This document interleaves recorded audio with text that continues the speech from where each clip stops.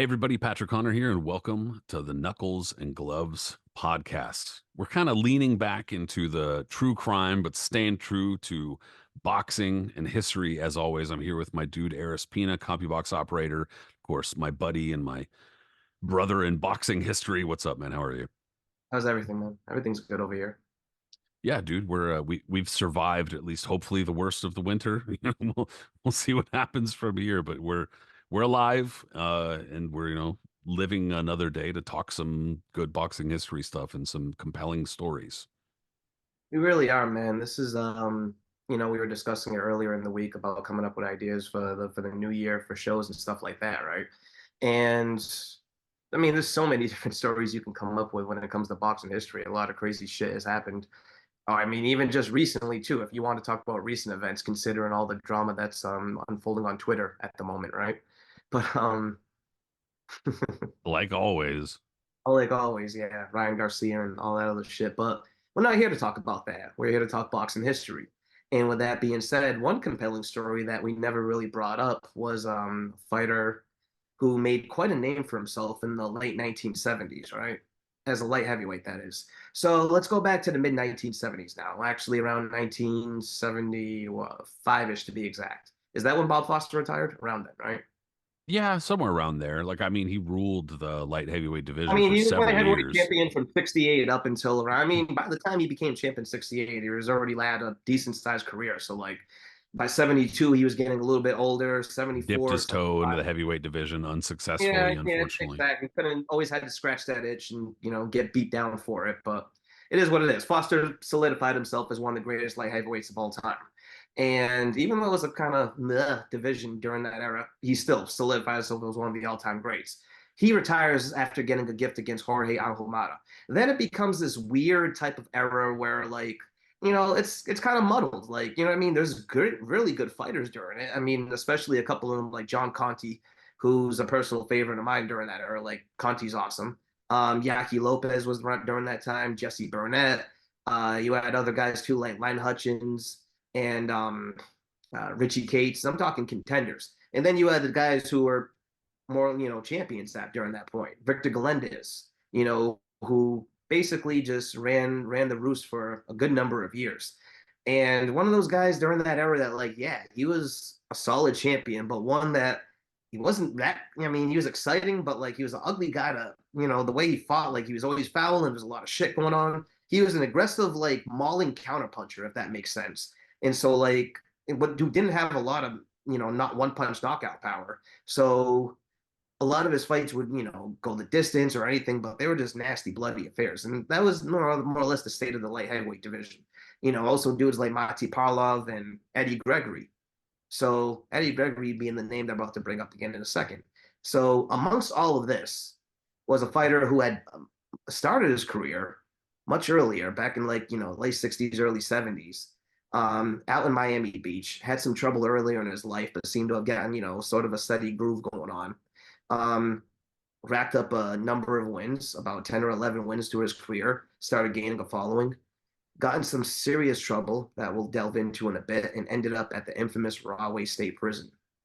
And as he's in Rahway State Prison, um, he ends up working with the boxing program over there, starts developing relationships with people, um, goes in there with Ruben Hurricane Carter of all people and spars with him, develops a serious reputation to the point where the warden decides, you know what, you've been working with the boxing system over here, you're working with the prison system, everything's working well. I will do everything in my power to get you back into working, in your career if you can get someone to back you. So of course the guy we're going to be talking about today is James Scott. So James Scott gets his career back on track, and before you know it, he's going to fight Eddie Gregory. So before we get to that, we're going to get to the beginning of his life, but this is going to be a compelling story we get to. And Scott, when he starts resuming his career, which makes this even more better, this happens on the cusp of what is, in my opinion, the greatest ever in light heavyweight history. Just jammed full of really good fighters and exciting fighters, a number of really good fights and fights with a lot of, extracurricular weight to them and stuff like that because there's history between the fighters and all Mm-hmm. sorts of stuff. Yeah, a really fantastic division. I mean, it was a beautiful era, beautiful. Yeah, a really fantastic division. And Larry Merchant, yeah, a lot of the time I find his weird kind of poetry like a little bit tedious, but he actually put it really good toward the end of that fight. The Eddie Gregory fight, the Eddie Mustafa Muhammad fight, that is. And he said something to the effect of there have been a number of fighters who were used to be in prison or were prisoners and had gone on to become champions and or become world contenders, but we have a fighter doing it from prison, you know. So I mean that's what really I think on at least on the surface, and maybe even a layer or two deep, what makes this story pretty compelling is that a lot of it happened in a way that was so unusual and in a way that could never really happen now. Well, not just like in terms of the whimsy of it or whatever, but legally it couldn't happen now. All the boxing programs and prison boxing programs have been shut down at this point. But I mean, times were different. It was a different world, a different country, different sport, and that's part of the reason why it's fun to talk about. And we'll get into a little more deeper stuff too. So I don't want to. I also kind of, like always, want to put that asterisk on when we talk about this stuff, that we're recognizing, we're acknowledging that we're talking about human beings, and we're not just laughing about any of these situations, and that they're kind of heavy sometimes. But nonetheless, we do enjoy the boxing part of it too, and try to keep it light at certain moments. So they're fun to talk about in that regard. I mean, it's not. I When it comes down to it, I don't think there's a more compelling sport than when it comes down to it is boxing. Like the stories that are involved in it, the books that you can read about, like it's just crazy. Like I mean, there's wild stories in every aspect of sports out there. Like how do you think Dark Side of the Ring keeps on getting series renewed? But like boxing just has some incredible stories. They really, really do, and we haven't even really touched the surface of what's really out there. But like there's always just new ones popping up and stuff that we can discover and all that. So it's like it's incredible. But I mean, this James Scott one, from the moment he gets out and then he's in the thick of the greatest era in light heavyweight history, and then when you hear about his backstory and then you realize how he got to this point from where he came from, it's just kind of like Yeah, he so I'll kind of preface this too by saying that my other co-host Bryn Jonathan Butler wrote a really good long form article with Kurt Emhoff about James Scott, and he did some interviews for it too. And so there's going to be kind of like a little couple pieces of here that are lifted from that article. I'm not going to lie. And so that was part of the research too, but I did a lot of my own research trying to put together pieces and stuff like that. That being said, something that James Scott said at some point was that he had a quote unquote typical Black American family kind of upbringing, but he meant that is a negative in New Jersey. Newark at this time was not the nicest city. I couldn't really vouch for what it is now, but I they mean, still live in Newark. I couldn't really say, but I definitely don't ever hear anybody saying like, "Oh, you should fucking visit Newark." I've never I been used to told live in that. Newark, bro. I Yeah, used to live in yeah. yeah, and you've never told me you should hang out in Newark. You've never I mean, once I said that. wouldn't tell anyone to go hang out in Jersey in general, but I mean that's just me. So, I mean, with all the New Jersey viewers and listeners, we apologize. I'm just saying I've never Absolutely. I heard mean, that. yeah, nah, I'm on that Gilda Radner when she was back in the day as Rosanna Anna Danner always bashing Jersey. Like, whatever. Yeah, I'm just saying I'd never heard that. But in his particular case, he grew up in a rough area, and he also grew up, if I'm not mistaken, with a single mother. And he said a single mother who wasn't really around for him or his siblings, which is a typical tale for a lot of kids in general. And so he wound up looking up to the streets and people on the streets, and that's who he related to and wanted to be, etc. And he got into trouble very early in life. His rap sheet started at around 12 or 13 years old. And from there, he just kind of got into trouble in and out, mostly in. Like, for instance, I found something I never saw mentioned in any of the articles was that he was in a car accident when he was 16 years old, in a car with several other teenagers. And the dude who was 21 and was driving hit drove into a tree and the dude who was driving died. And I mean, this is not something where like I didn't grow up in a tough area. I didn't grow up in the ghetto. I'm not like, trying to compare myself to that. And I had a lot of opportunities that I'm sure James Scott did not have. But nonetheless, when I became a teenager and I was definitely far more of a knucklehead and did not use those opportunities well and was an idiot and ran around doing a lot of dumb things, that was me in a 16 in a car with a bunch of other fucking teenagers, maybe being driven by somebody older, you know, out looking for trouble, something like that. It sounded basically like any of me or my friends, around that age. So, I guess there's something that's kind of uh there's something there for a lot of teenagers and a lot of people to relate to, but a lot of his escapades started pretty early, unfortunately. And by the time he was, I want to say, they weren't sure about his birth year, but they were pretty certain that they nailed it down in 1947 based on his prison records. So it would have been by the time he was probably about like 17 or 18 was when he was really in trouble. And then basically by the time he was 20 was when they had pretty much a series of armed robberies, burglaries, and kind of semi-violent crimes. He could not stay out of trouble, and the state just basically said, "All right, man, we're sick of dealing with you, so we're sending you to prison." Because you'll sometimes hear about that, and we've talked about other fighters where they have a long rap sheet or they're in and out of trouble, and blah blah blah. And sometimes the state just goes, "We're sick of seeing you here, dude. Like, we're sick of sending you away for 18 months. We don't want to send you away for a year again. We don't want to send you away for 6 months again. We're going to send you away for like 8 years now. Okay, bye." And that's pretty much what they wound up doing.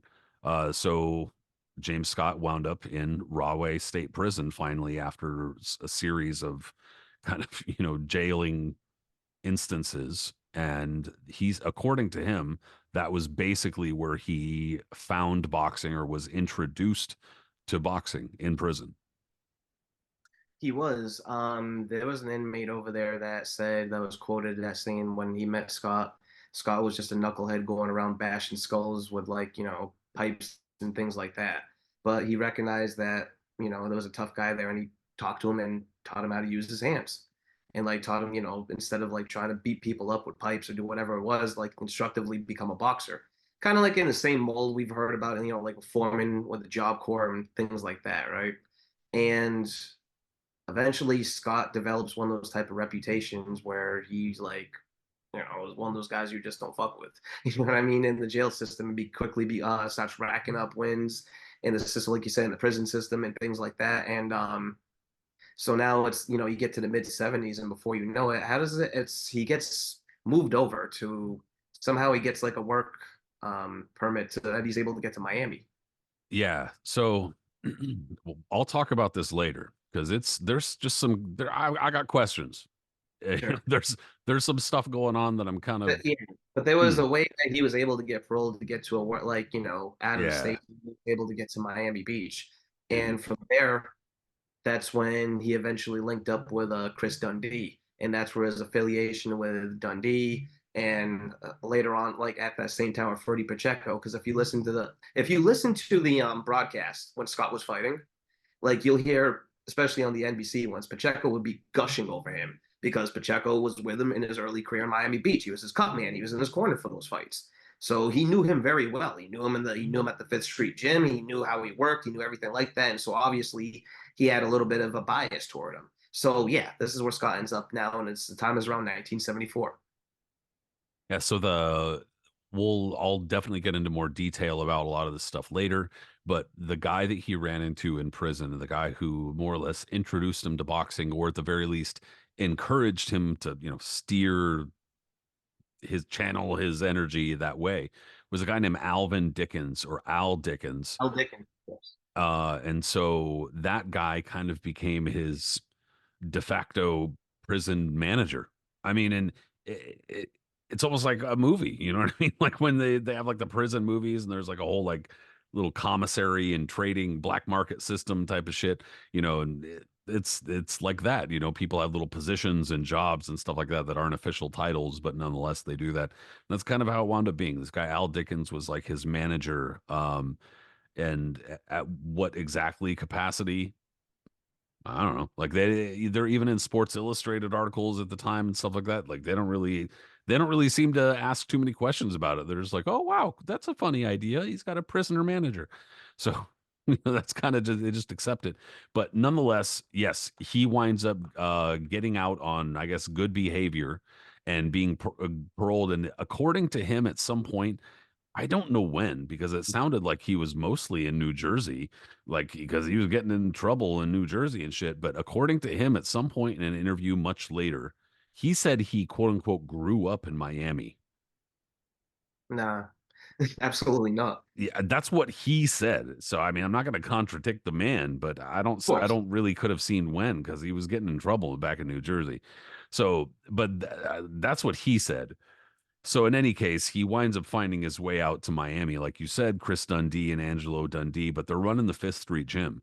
And I Yeah. mean, this is a different time, like we're saying, but here now, like LA, New York less so these days. But there aren't a whole lot of places around the country that are considered like boxing hotbeds, or where you'd go to like for good sparring or something like that. LA probably now. But in any case, Miami definitely would have been one of these places in the 1960s and 70s for sure, when, Fifth Street Gym was popping and there were a lot of names coming through there, a lot of really good sparring, high level sparring, especially for like the light heavyweight, heavyweight division or so. Ever since the 1950s, that would have been the case. So probably even, or actually earlier, even the into the 40s. So in any case, there are a number. Oh, and actually forgot one little thing. We mentioned his name, Reuben Carter. According to the popular mythology or lore, the first person that James Scott ever sparred with in Rahway was supposedly Reuben Hurricane Carter. And he went 3 rounds with him, which apparently no other prisoner was able to do. So that impressed Yeah, Carter. because Carter was, a Yeah, I legit mean, world ranked fighter. yeah. Yeah, I mean, with all due respect, there's a difference between being, like the best fighter in prison and a world ranked fighter. It's just a available opposition and people to learn Mhm, from. mhm. So in any case, nonetheless, he was supposedly did really well and held his own, and then also in some other instance whooped some heavyweights ass super easily in prison. Everyone was like, "Whoa." And so he came out, but even so, at Fifth Street Gym, according to pretty much everybody who was there, they put him in there with some heavyweight in Fifth Street Gym too, and he held his own and actually wound up whooping that guy too. And everyone was kind of like, wow, took notice. This is basically what everybody was saying. So they jumped pretty quickly to make sure they could get him some sort of funding, or they could get him some sort of, Right. bankroll him basically, because that's what they do for fighters that they believe in or that they think are worth bankrolling, because they think it's going to be an investment and they'll get return. And that's essentially what they did.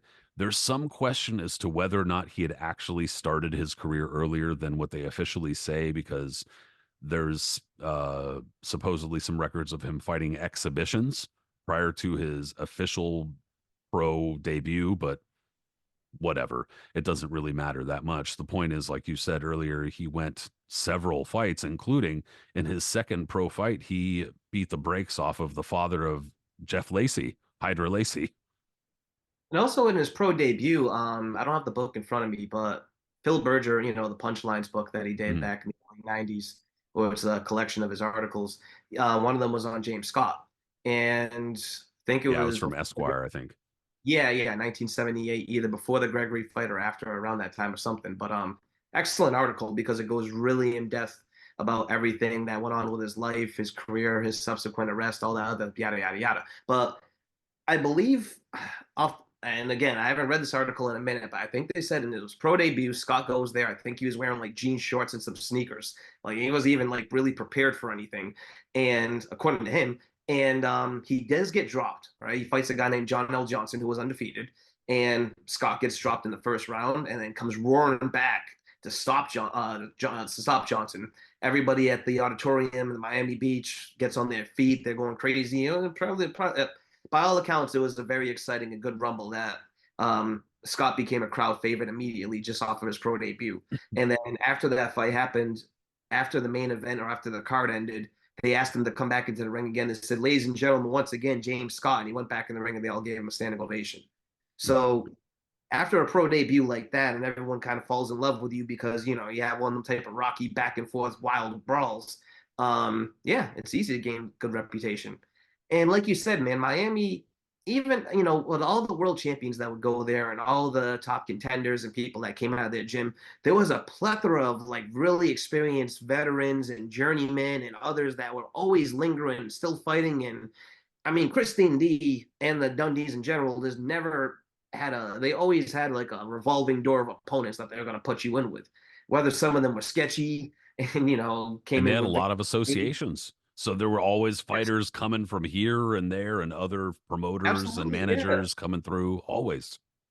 So if you go through like Scott's record in his initial phase from the early set from 1974 until his career got derailed, he was not fighting like stiffs at all or anything like that. These were like legit guys. Even like I mentioned, the aforementioned Jesse Burnett.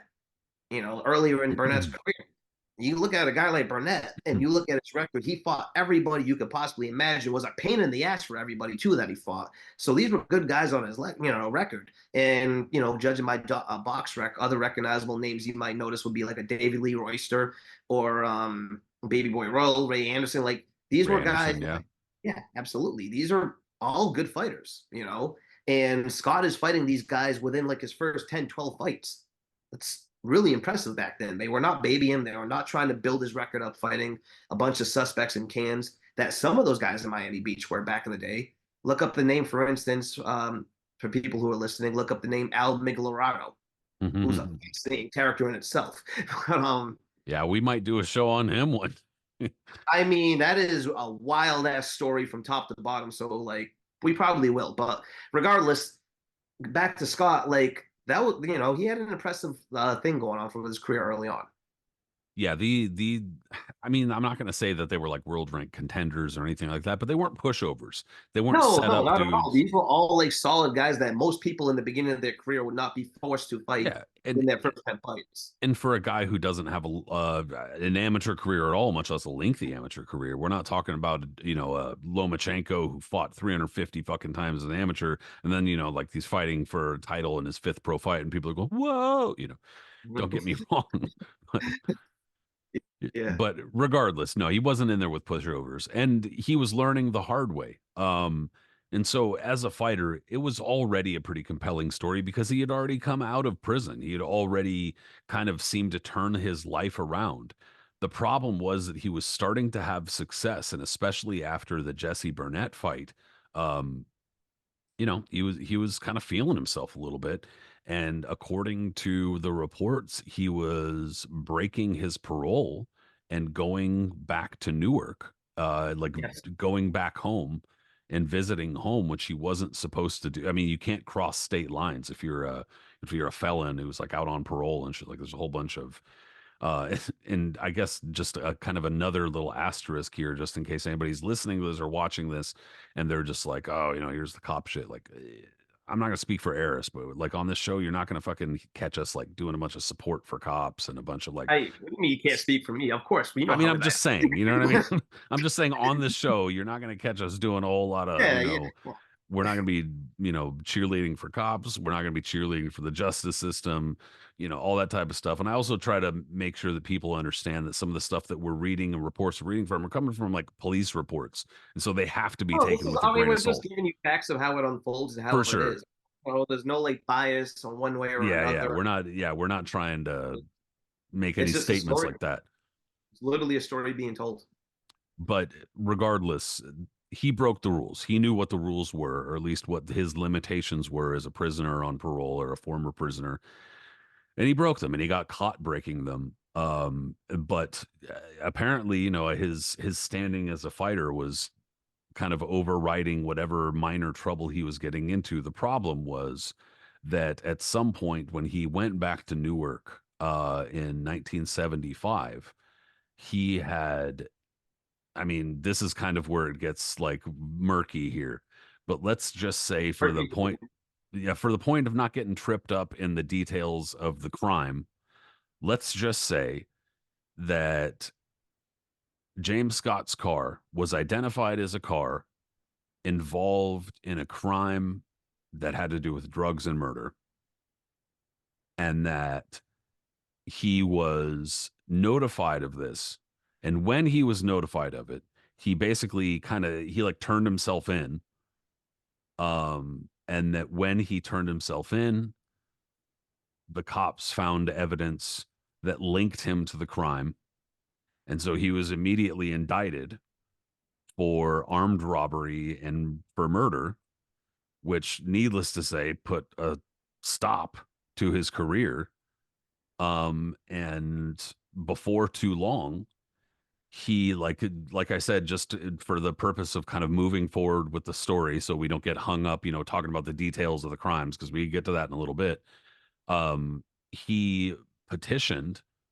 There was a number of people that he was in contact with who had pull, who had influence, and could basically try to get a prison boxing program going, or more than just the normal prison boxing program where it's inmates fighting inmates, but actually make something of it. Because they had a fighter who was legitimately on the cusp of being world ranked, or he might have been world ranked. I'm not really 100% certain at this point, like when he got locked up, but he was definitely very It was close definitely to it. Mhm. Yeah, he was definitely very close to it, if not, if not there. And so that's where the story kind of, that as we know it, and as the kind of mainstream story or whatever.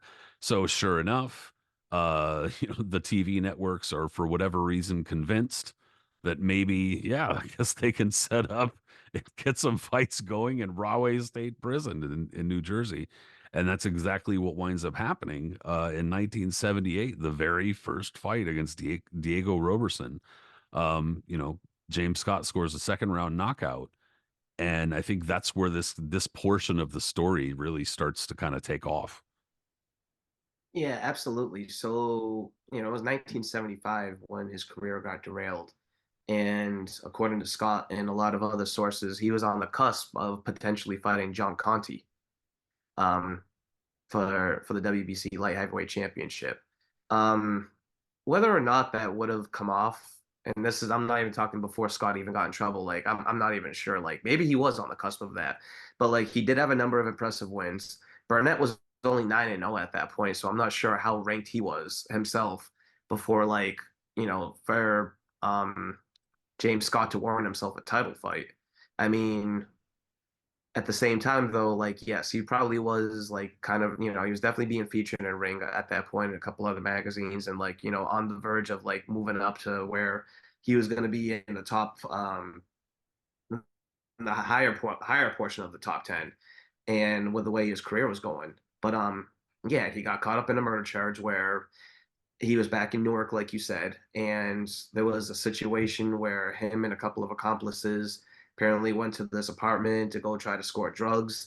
And as it went through there, they ended up pistol whipping a couple of people, robbing them of what they had in there. And then the person that initially brought them to the house for that all to go down, he gets murdered himself and gets dumped off on the side of the road. And the person that got pistol whipped afterwards, correct me if I'm wrong here, he kind of like he's interviewed by the cops, and he's the one that implicated Scott because Scott tried to say that, yes, he said I let the people that ended up doing the robbery. He said I lent them my car. That is my car, but I lent them my car. I wasn't involved in any of that. Mhm. And the guy was like, so the person who got busted up, I think his name was Leo Skinner or something like that. He comes up and he's interviewed, and they was like, Scott's, they were like, who assaulted you that night? Because apparently James Scott said that it was a different guy that looks just like him, that they almost could be brothers. That was the actual accomplice that night, some guy that they called Blackjack. And so when they interviewed the person who was assaulted, they asked him, they asked him, so what happened? And he was like, did Blackjack assault you that night? And he said, no. Was it James Scott? Yes. Did Blackjack put a gun to you that night? No, it was James Scott. Yes.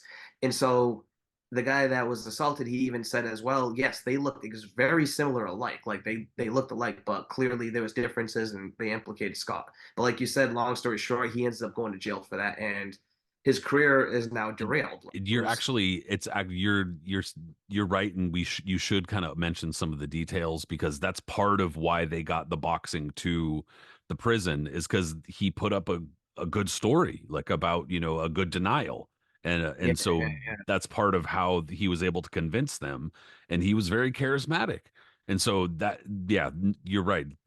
Part of the detail probably is needed because he was able to convince a lot of people that he was wrongly implicated. yeah, wrongly implicated. It was a different guy. It wasn't me. So I don't, we'll never really know. You know what I mean? Like all the accomplices and probably everyone involved in the case is now deceased. But like even back then, the other person who was apparently Scott's accomplice, he got killed in another stick up soon after that. So it was just very murky. But like you said, he ends up back at Rahway State Prison, and for a guy that like had a career the way he did on the cusp of, like he said, as he claims he was on the cusp of a title shot, but definitely on the verge of a world ranking or whatever it may be, that is a huge derailment. But as you said, Pat, eventually, because he was working with a prison boxing system and he had a lot of support on his hand, and he had the one thing that he had was a main supporter, and this was huge for himself, was the support of the prison warden, a guy by the name of Al Hattrick. Hmm. Yeah.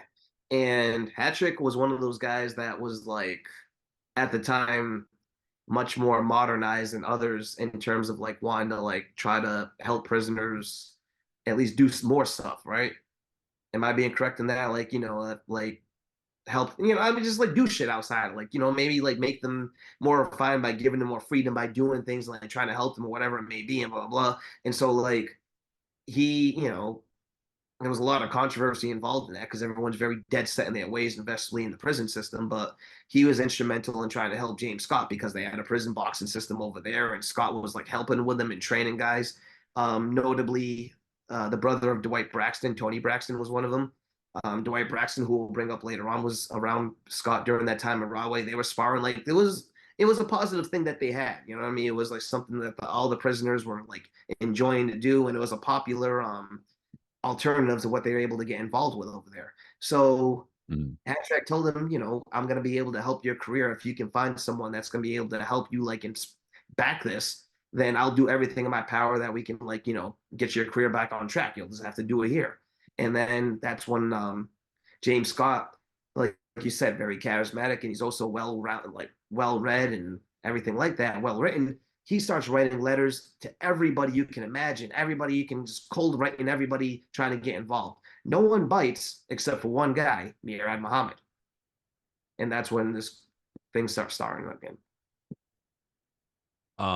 Yeah, I actually I there was a portion of the story that I did forget that I did forget, and the reason why to kind of rewind just a tiny bit about the whole Miami thing, um the reason why Scott was able to get to Miami was because he had the support of the Mendoza group, and that was kind of a group similar to how both Muhammad Ali and Joe Frazier and countless other fighters had been bankrolled by like groups of businessmen and other people who had come together, pooled their money together to kind of bankroll fighters and stuff like that. And they had also gotten the attention of a like a politician or the brother of a politician who had been able to kind of, expedite the process a little Yeah. bit, I guess, and get him to Miami. So that was how he got to Miami. But in any case, also the associations that you bring up, it was a good human interest story. The association with Reuben Carter had already become a political figure, and he had already like he after a certain point he realized his boxing career was over. He had sacrificed his career, and his story is its own story. I think that there's become it's definitely become mythologized over the years. And people listen to the Bob Dylan shit probably a bit too much when look, I'm just being honest. There's the possibility that he was guilty. Like it's Did you like the movie? I thought it was like a well done movie and well acted and shit, but they took a I thought so lot of too. liberties with the I story. mean, bro, the things that they did to poor Joey Giardello. You know what I mean? The guy's elderly, minding his bit, like just trying to live on with his Yeah, they memory. made it seem like And then Carter they was had like to make it seem robbed like that there and was some racist robbery shit going on yeah, it had when nothing to do Giardello with that. literally He thinks lost he's fair and robbed. square. Yeah, but I agree with you. It was a well done movie. I liked it for Yeah, what it it was is. it wasn't even it was not even really a boxing movie, but I guess it kind of was. As far as boxing movies go, it was pretty good.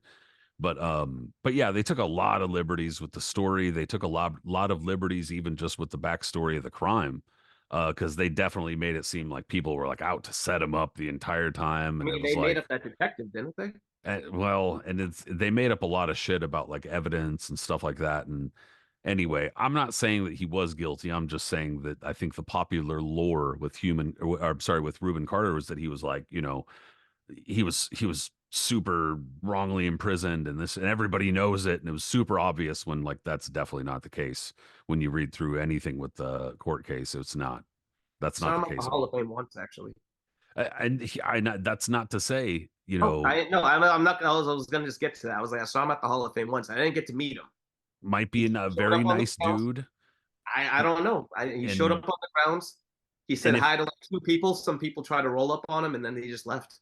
and if he was indeed guilty of any of the things they said he was guilty of, that's not for me. Perhaps he atoned, like honestly, perhaps he atoned in life for whatever it was he did. So that's not what I'm trying to say.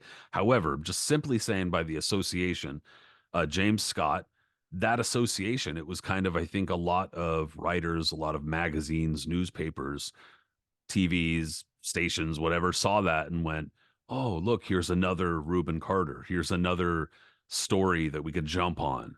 This guy who's he says he's in there, he's innocent, he's wrongly imprisoned, and he's missing out on his prime in this sport that's fucking wild and nonetheless he wants to take part in."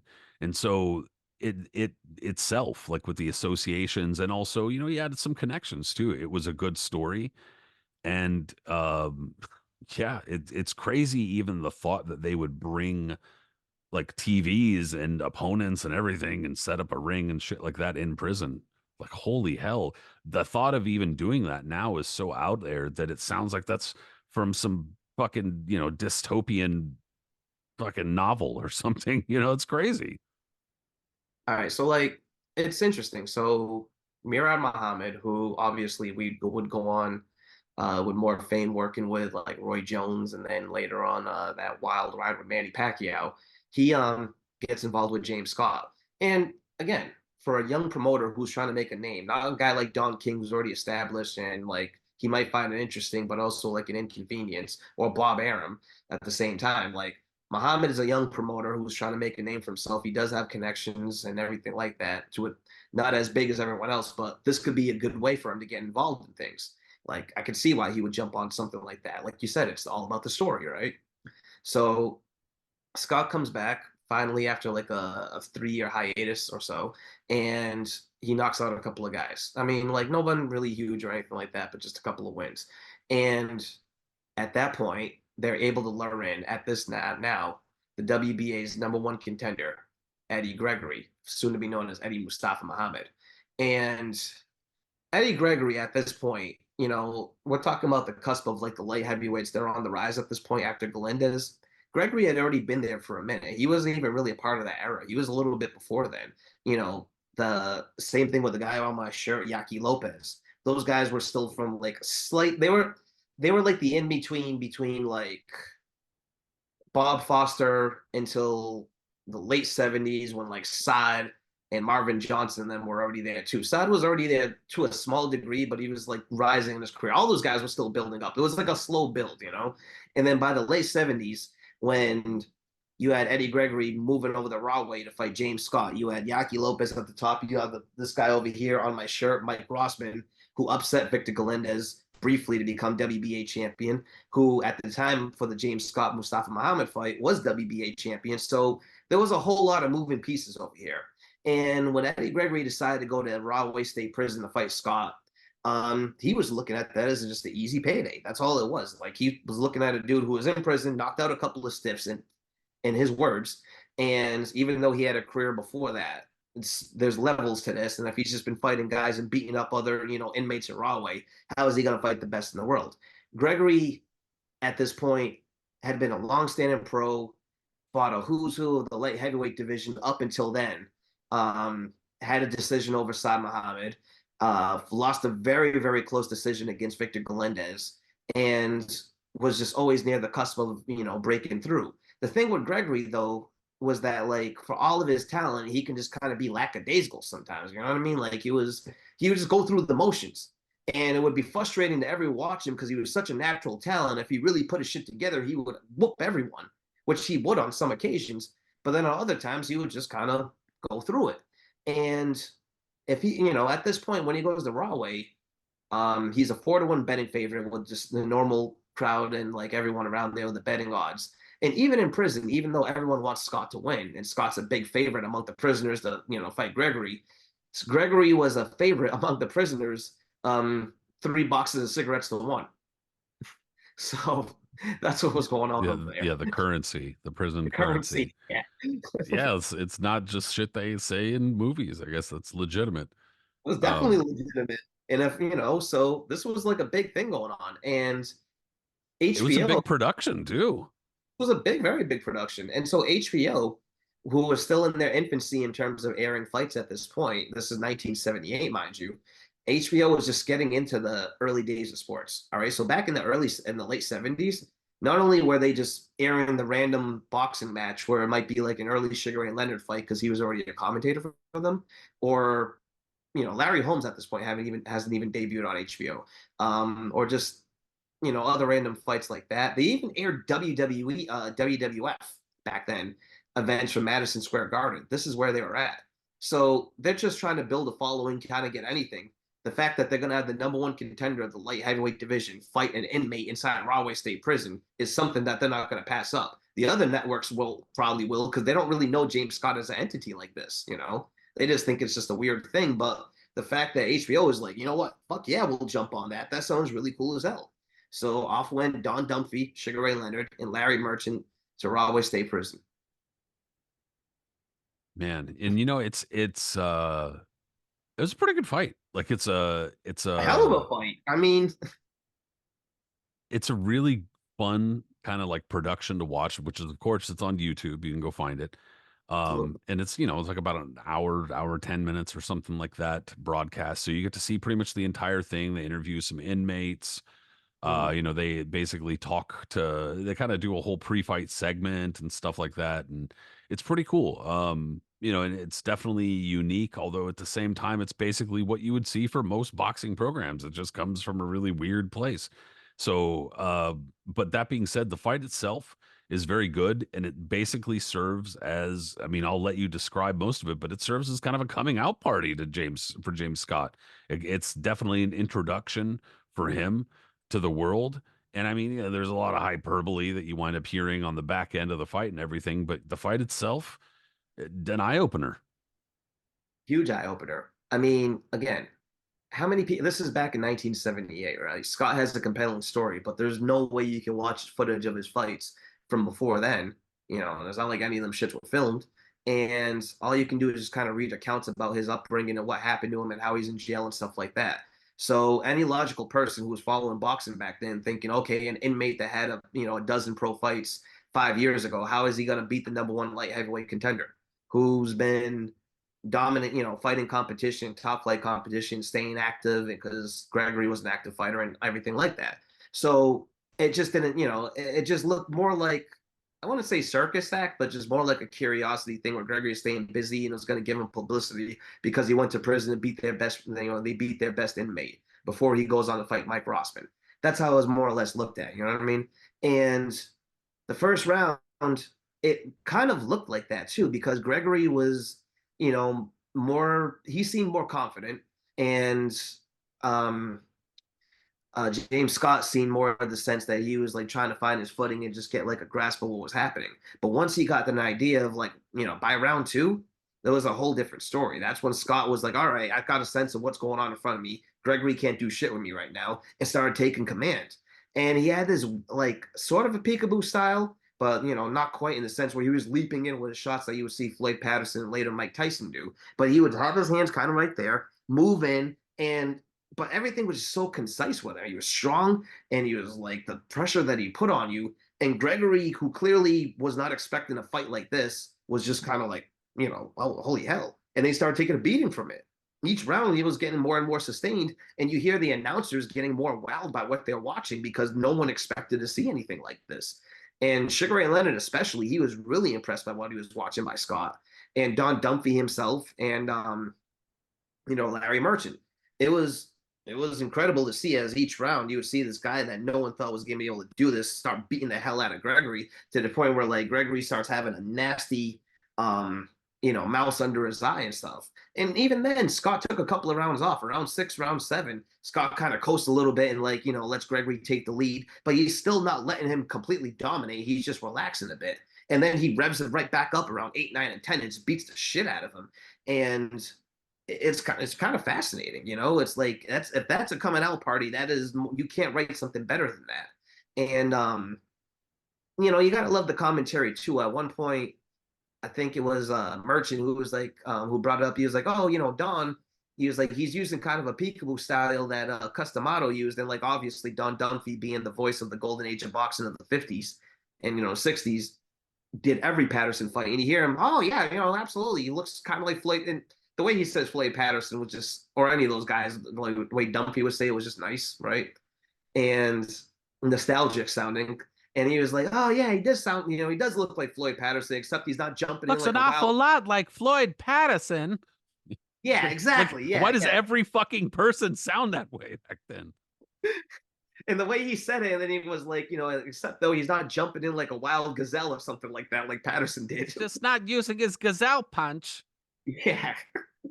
But Scott won a decision, and that was a huge upset and a fight that like opened up the eyes for everybody. And that was when all the networks were just like, give me, give me, give me, give me, give me. Like, think about this. You got a prisoner fighting out of Rahway, just beat the number one contender in the world. He's charismatic. He has a really fun style to watch.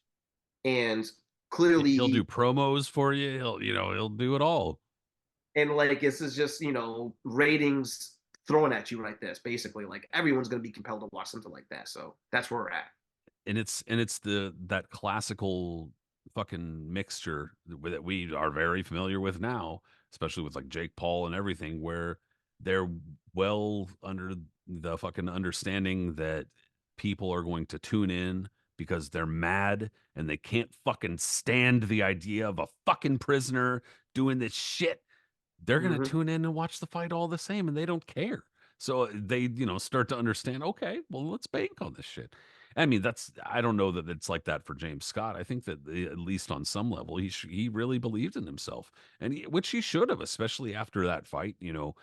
Defeating a top contender who was an experienced fighter in the light heavyweight division and who's already taken on other top contenders.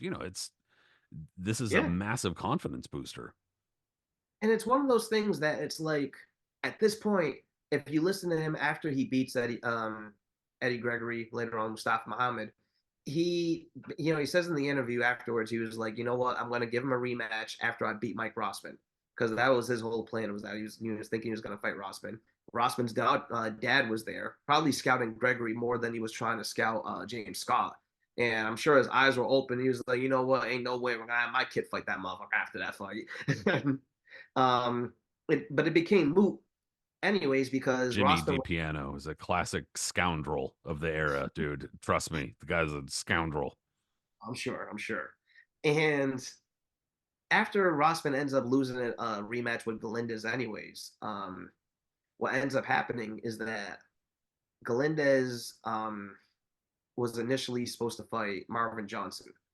He reneges on that. He was like, I don't want to do it. So the WBA strips him. And after he beats Gregory, it's kind of looking now. It's after. Well, I'm jumping the gun a little bit here. Like after, so let's go back with his chronologically with his career, right? Because I just realized let's jump the gun. So he beats Richie Cates after that fight. Like they bring Mhm. Richie Cates. That's a big one in itself too. Like Cates was a very good fighter and one of those dudes who been around the bush. Like fought Galindez, fought everybody you can imagine, and would end up winding up fighting into the mid 80s. Just an overall tough as nails guy. So him stopping Richie Cates in the last round proved that the Eddie Gregory fight was no fluke. Like that, proved him to be a worthy contender. And then from there, he fights Bunny Johnson. And I brought this fight up to you earlier when we were talking about it. I never seen footage of it until yesterday. And what makes it fascinating is that Johnson took the fight on 10 days' notice. Like 3 different opponents. Yaki Lopez was supposed to fight. He pulled out.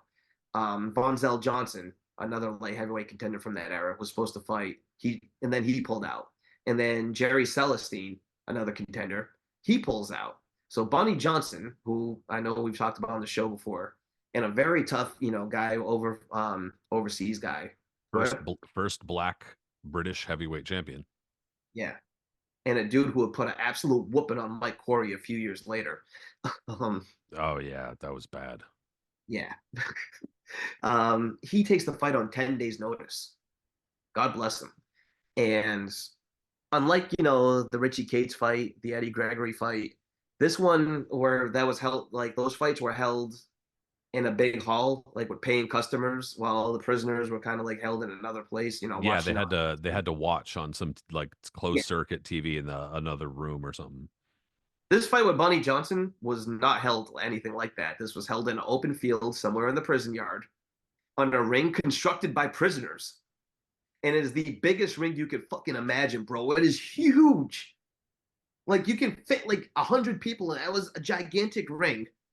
And the prisoners are surrounding it, not too close, but just like on the outside of it.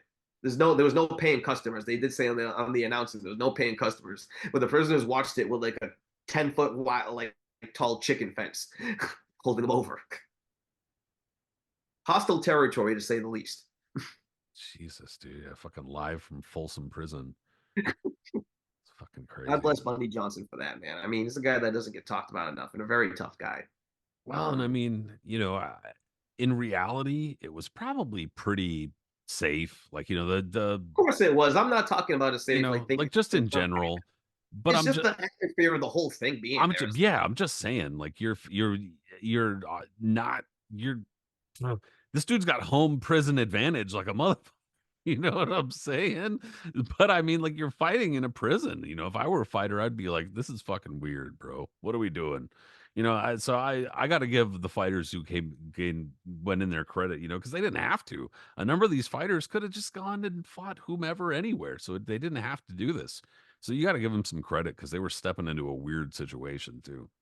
So at this point, though, this is when things could start getting murky and stupid. Galindez, like I said, going back to Victor Galindez really quick, he's supposed to fight Marvin Johnson. He initially refuses to fight Johnson. The WBA strips Galindez for that. The fact that James Scott has been going through a rough shot of beating the shit out of every light heavyweight imaginable in the top 10, deservedly now, he's ranked him on the top. I think he's at the WBA's #1, right? And Yaki Lopez is right at the very top too. There's been a lot of like going back and forth that they're supposed to be fighting each other. And it looks upon that they might actually fight each other for the vacant title finally. All right, like this is what's going to go down to. And they were going to try to work on it where they at least get a visa to get Scott out of Rahway, because I don't think you can fight for the title there, to like, fight in Atlantic City or wherever it may be, right? And that's when the WBA, I mean, I just hate sanctioned organizations. Let's just say it like that, right? I like preface it with that. I've never been a fan of them. We talk about how much, they're shady and stuff. This is when they decide to get all high and mighty, is when they're like, we can't have a prisoner as a world champion. And they decide to strip him. And when that happened, they tried to strip Scott of his #1 position. And at the same time, Galindez sulked back to the WBA and apologized to them and said, okay, I'm sorry, I'll fight Marvin Johnson now. And so they gave him back the championship. So it all just became moot in general, And Johnson ends up knocking Galindez out, breaking his jaw, and finishing his career more or less. And James Scott at this point is still going through a collection of the contenders that are willing to fight him. Yeah, dude, it's like I said, it's a situation where it's probably tough if you're a fighter to be like, yeah, I'll give up my position and then go fight somebody in a fucking prison.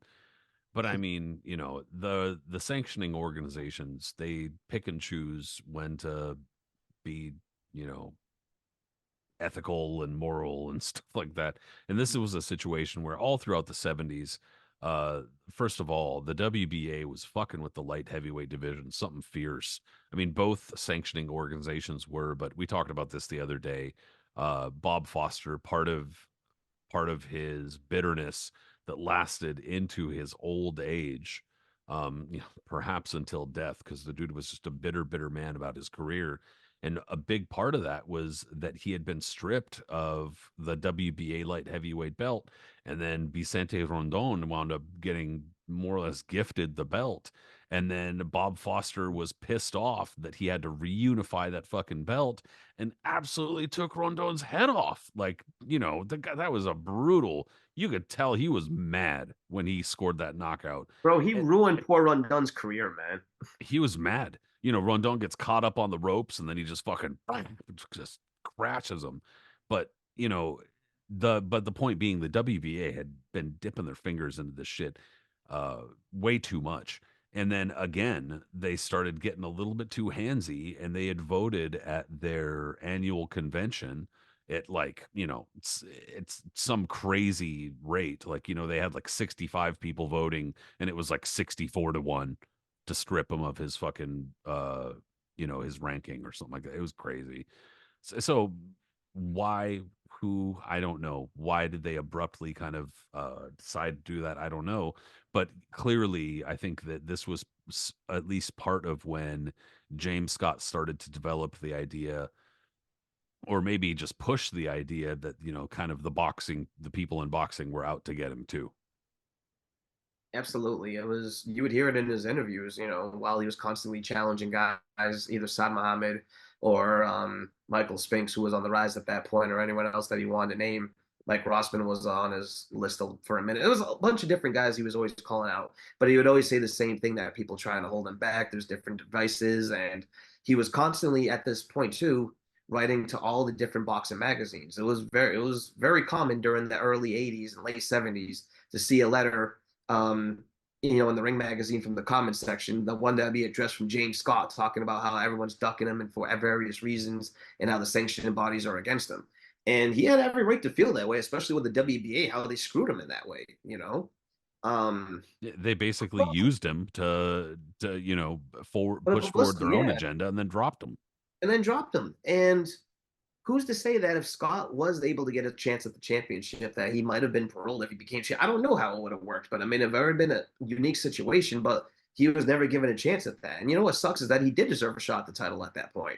After the Eddie Mustafa Muhammad fight, something that he had said was that he addressed the warden during the interview, and he said, "Hopefully, the warden will let me out now." That's And right, he did say that. I think that's what he was trying to say, was that he was under the impression that if he did X, Y, or Z, that the warden would allow him to leave the prison to go fight away from the prison. And when you were saying that earlier, it kind of crossed my mind that I if I'm not mistaken, part of the thing was that the prison was hoping they would get extra funding if he Sure. did well, and that they had proved that this was a good program or was bringing in money or whatever, that the state would give them extra funding, which, I mean, sounds like almost like the plot of like the fucking Shawshank Redemption or some shit, force this guy to go in there and fucking fight a bunch of contenders so you can get some more funding. Speaking of dystopian, fucking weird. But regardless, supposedly that was part of the deal, and it kind of just started to fall apart, especially with the WBA yanking that shit away. And then it's crazy too, because he ends up fighting Yaki Lopez finally after a bunch of um, failed fights and various reasons for whatever are not happening. It ends up finally happening in December of '79, and he beats him, and that's like the biggest win of his career, and ends up being the culmination of where he was going to end up staying at. You know what I mean? And when you think about it, it's like it's 1979. He beats him, and he's about to turn in 1980. And even though his career is like he's still trying to figure out where he's going to be able to go with this, he's on a natural high. Like he's clearly the number one contender amongst everybody in the world. Like, and everyone's looked upon him. I mean, it's an incredible run he's had, beating all these guys from starting with Gregory up until, Gregory in late '78 up until Yaki Lopez at the end of '79. That's a huge run for a guy who's fighting at Rahway State Prison, and he had a lot of support behind him at that point too. A lot of support. People, writing on his behalf, trying to offer this and that, and the networks loved him obviously because he was television gold. But by the time 1980 rolls around, when he fights a guy by the name of Jerry the Bull Martin, and everyone thinks it's just going to kind of be business as usual for Scott, and hopefully after this one he'll finally get the fight that he deserves, and instead a disaster struck. He had the kind of style where he was aggressive, he would press forward, and sometimes he was like an aggressive counterpuncher. Like he did not have an easy style to fend off. He was strong, not a super tall guy, but definitely well built for sure. Not an easy fighter to face, not generally an easy fighter to fend off either. Because Eddie Mustafa Muhammad, he's a very good boxer, well schooled guy, and like you said, sometimes kind of lazy, would lapse in and out of it, but nonetheless would usually, if a fighter was not on the level, he was going to control him, and he couldn't really control James Scott. James Scott was not an easy dude to control, but he could be caught, you could catch him coming in, type of thing. And on top of that, he did have a shelf life. He got started late, and he had already kind of burned through some of his wick, as it were, by the time he got started, most likely. So by the time he got to Jerry Martin, who had only had one loss, but Jerry Martin was not considered, at least from everything I can gather, he definitely was not considered somebody who people thought was going to be like the guy anytime real soon. But he was a top contender. And he was tough as nails, man. His nickname was the Bull, and he literally fought like that. And during the announcer said during the fight that a couple of times Martin earlier in his career tried to box and realized quickly that it just didn't work for him. Kind of like Saad Muhammad early on with himself too, and after I think it was after he lost the decision to Eddie Gregory, where he decided, what, I'm just gonna turn loose after that. And when you see guys like that, like that's what Martin was. But the thing was, he was a little bit lanky, but he was strong. He had a strong back and everything, and he put pressure on you. And Scott put pressure too, but like Martin was different. He was head on type and didn't move back, and he was hard to push back. And Scott, I don't think, was prepared for a guy that was going to come and try to bully him the way he was able to. And like you said, in first round, he can get caught. Boom, boom. He got caught with a right hand, got dropped right on his ass. And that was the first knockdown he suffered since his pro debut. And you hear the crowd. That was a big noise. I think it was what Marv Albert was the announcer. Oh, the voice that he makes when someone that he had when someone gets dropped. And yeah, it was a bad fight for him. He got dropped in the first round. He got dropped in the second round. And I mean, to his credit, he gradually built himself back into the fight where like he made it kind of close because it was on the round system as opposed to the point system. And by rounds, they only lost by 2 rounds on two of the cards. But it's still, that was a major setback. And for a guy that couldn't afford even the slightest of setbacks, that was a huge disaster for him. And that elevated Martin more than anything because Scott was looked upon literally like his nickname, Great Scott, Superman Scott, everything was implied. And the way he was running roughshod over the division at that point, losing them badly and getting dropped twice, that matter, to a guy, to Jerry Martin, was a huge blow to everything. And he had also started to kind of he took a massive injury outside the ring too, in Yeah, that. right. So with the WBA, a part of the reason why they had kind of abruptly decided to drop him from the rankings was that the state had decided to retry him for the murder. So he was found guilty for armed robbery, but the jury was deadlocked on the murder, but they weren't really deadlocked. It was 11-1. It was just that it wasn't unanimous, so that they didn't go through on the murder.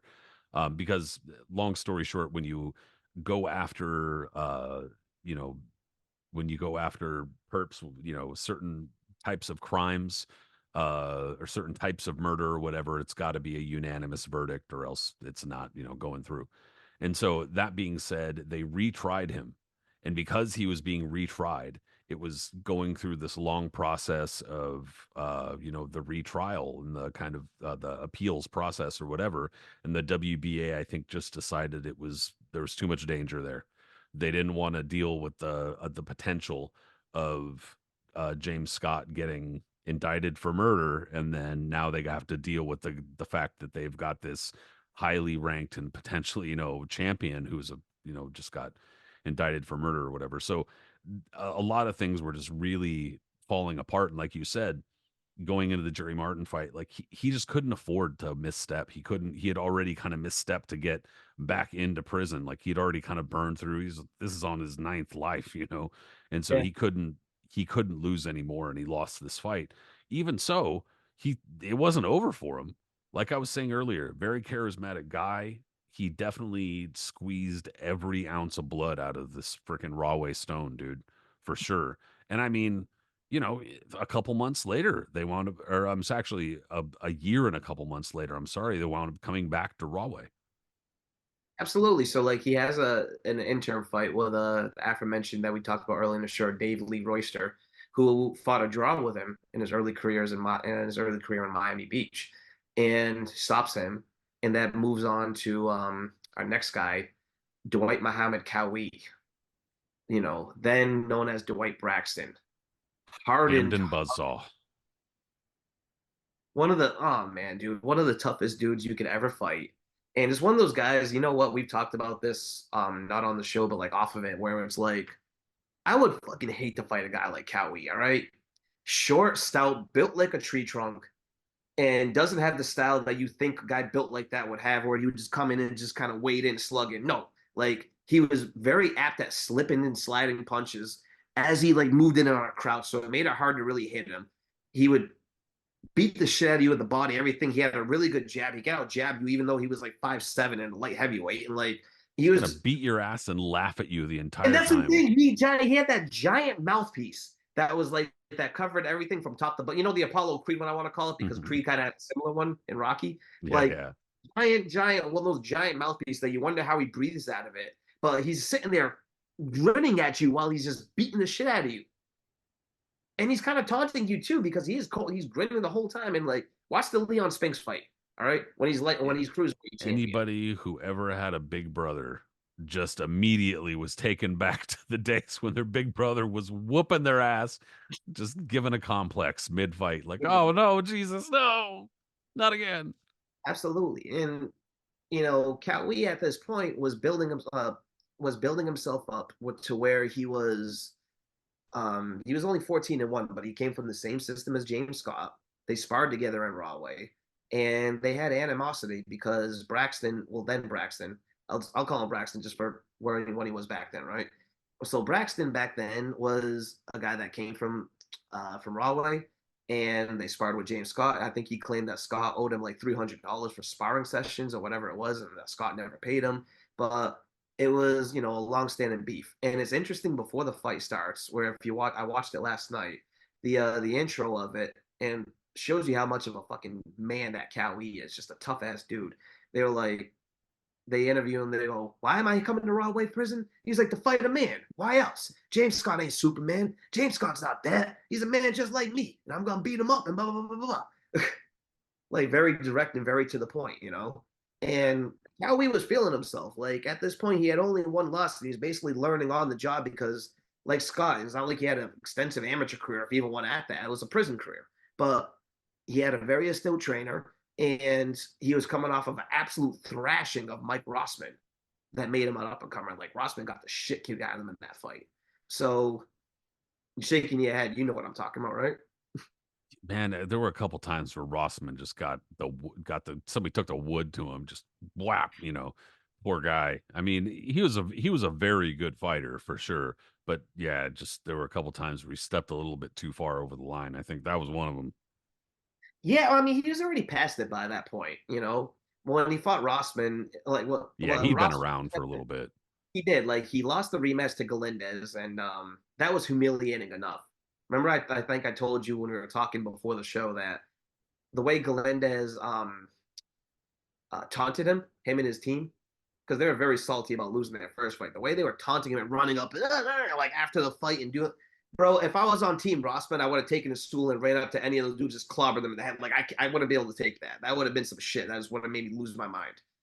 So deals with that, gets knocked out by a journeyman named Ramon Ronquillo, which should not have happened. And that ends up being like the Rings upset of the year for 1979 or something like that. And then Qawi comes up and just ravages him. And like Rossman was a very stand-up type fighter too, so that was just gonna play right into Qawi's like slipping and dipping type style. That was just gonna work awful for him, and it was a massacre. So yeah, Qawi was coming into the James Scott fight absolutely on a high at that point. You know what I mean? He was rolling along, and he said it. Eventually, I used to be in Rahway. This isn't nothing for me. This is almost like my homecoming. I'm just gonna come in here and do what I gotta do. And this is Scott's last chance. This is like them, like you said, this is the networks throwing him one more bone and be like, all right, if he comes in and beats Qawi, this is like we'll keep on going with this. But at the same time, the networks were starting to get behind a guy like like a guy like Braxton Qawi, because look at what he was able to do, right? Like he just beat the shit out of Rossman, and he had momentum.